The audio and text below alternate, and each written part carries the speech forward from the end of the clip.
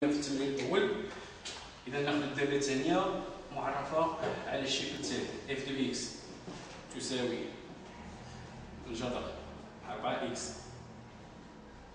زائد 1 ناقص 3 الجذر اكس مربع ناقص 5 اكس زائد 6 اكس يخالف 2 اكس يخالف 3 اكس اكبر من او يساوي 0.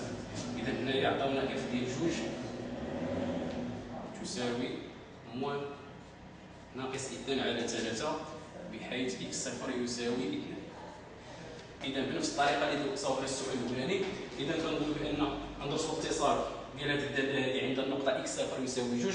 اذا كتبقى دائما هو حساب النهايه عندما يؤول اكس الى جوج. لقينا كيساوي ناقص 2 على 3 داله متصله، كيخالف ناقص 2 على 3 داله غير متصله. اذا نحسب الليميت،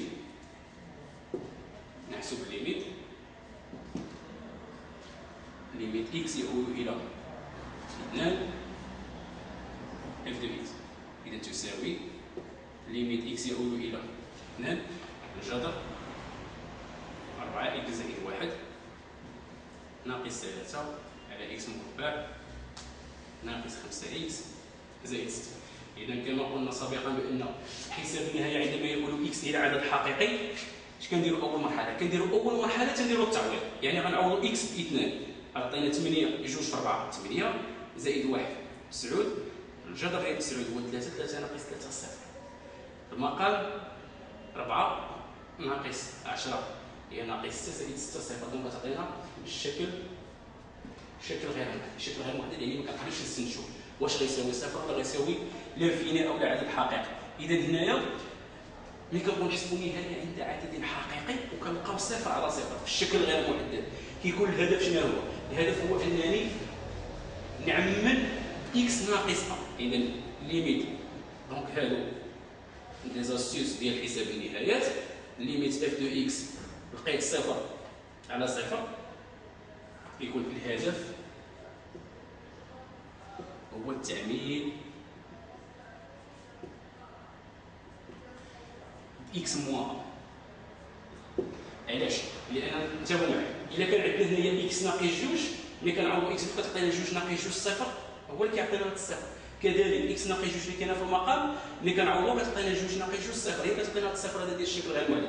اذا الا حيدنا ديك اكس ناقص جوج من البسط من المقام الشكل المحدد غير محدد ما غيبقاش. اذا غنحاولوا طرق ديال حساب النهايات غنحسبوا النهايه ديالنا. اذا ليميت اكس يؤول الى 2 الجذر 4 اكس زائد 1 ناقص 3 على اكس مربع ناقص 5 اكس زائد 6. اذا هنايا حساب النهايه لاحظوا بان عندنا صفر على صفر يعني عندنا الشكل غير محدد. غنقلبوا على اكس ناقص جوج.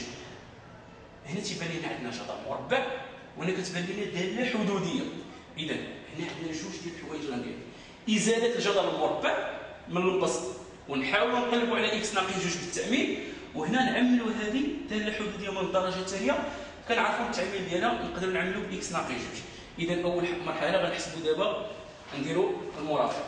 يلا اذا المرافق اللي عندنا ليميت اكس يؤول الى 2. شوفوا المرحله الاولى بعدا ديال المرافق هنا. اذا المرافق ديال الجذر 4 اكس زائد 1 ناقص 3 المرافق ديالو هو الجذر 4 اكس زائد 1 زائد 3 المقام اكس مربع ناقص 5 اكس زائد 6. ما غنهضروش مع المقام دابا تا نساليو مع البسط عاد ندوزو للمقام تساوي. اذا قلنا شنو هو الهدف من هذا من المرافق هو ازاله الجذر المربع. دونك كان عندنا ا ناقص ب عامل ا زائد 2 وكتعطينا ا اس 2. اذا ليميت اكس يؤول الى 2 الجذر ديال 4 اكس زائد 1 اس 2 ناقص 9. هاد 9 منين جات؟ 9 هي 3 اس 2. اذا هنايا الجذر في المقام دونك غيبقى عندنا اكس كاري ناقص 5 اكس زائد 6 الجذر 4 اكس زائد 1 زائد 3. اذا تساوي الليميت اكس يؤول الى 2. اذا غنحيدو هنايا المربع غادي نمشي مع الجذر، غتبقى 4 اكس زائد 1 ناقص 9 هي ناقص 8. اذا المقام اكس مربع ناقص 5 اكس زائد 6 عامل لجذر 4 اكس زائد 1 زائد 3. اذا غنحاولوا هنايا نقلبوا على اكس ناقص 2 في البسط، الليميت اكس يؤول الى 2. اذا غنعملوا ب 4 اش غيبقى؟ غتبقى اكس هنايا ب 2 المقام. كتبقى لنا التعميم ديال الداله حدوديه من الدرجه الثانيه. كنعرف احد كنعرف احد الجذور ديالها هو 2. يعني هنا ملي تنعوض ب2 كتعطيني صفر. هنا غنقول لكم واحد لاستيوس بسيط جدا. دونك هنايا لاستيوس هو تعمير ديال الحدوديه من الدرجه الثانيه. مثلا غنلقى واحد الحدوديه، مثلا احد الحلول ديالها مثلا هو 3 مثلا اكس مربع ناقص 7 اكس زائد 12. هنا ملي تنعوض هذه اكس كنعوضها ب 4 كتعطيني صفر، كتعطيني هنايا 16 زائد 12 هي 28 ناقص 7 ب 4 هي 28. 28 ناقص 28 تساوي صفر. يعني ملي تيكون اكس يساوي 4 هذه بي دو اكس كنلقى بي دو 4 ايكال 0. اذا ملي كنعوض هنا اكس ب 4 كتساوي صفر. يعني ممكن انني نعمم اكس ناقص 4. اذا التعمير بسيط اكس موان 4 عامل هنا. هادو طرق باش ما نبقاش نمشي ندير القسمه الاقليديه ونبقى نخلط في الاشاره. طرق بسيطه جدا. اول حد خاصني نلقى فيه اكس اس 2. اذا اكس غنضربها في اكس اس 2 اكس باش نلقى اكس اس 2. اخر حد خاص يكون فيه زائد 12. اذا ناقص 4 خاصني نضربها في ناقص 3 باش تعطينا ناقص 12 وهو التعمير. ناخذ مثال اخر 3 اكس وكاري زائد 7 اكس ناقص 10. هنا ملي تنعوض بواحد كتعطيني صفر. اذا التعمير غيكون اكس موان 0. اذا هنا ملي غادي نعوض التعمير غيكون اكس خصهاش نضربها باش تعطيني 3 اكس اس 2 نضربها في 3 اكس. اخر حد خاصو يعطيني ناقص 10. اذا ناقص 1 غنضربها في زائد 10. ها هو التعمير. رجعوا دابا للتمرين ديالنا. هنا ملي كنعوض بجوج كتعطيني صفر. اذا التعمير غيكون اكس موان 2. الحد الاول اكس باش تعطيني اكس كاري. اخر حد زائد 6. اذا ناقص 2 خاصني نضربها ناقص 3 4 اكس زائد 1 زائد 3. هذه الطريقه ديال التعمير كنديروها بالنسبه للحدوديه من الدرجه الثانيه. بالنسبه للدرجه الثالثه اللي غادي نوصلوا لها ان شاء الله غادي ناخذوا دي زاسيوس اخرين.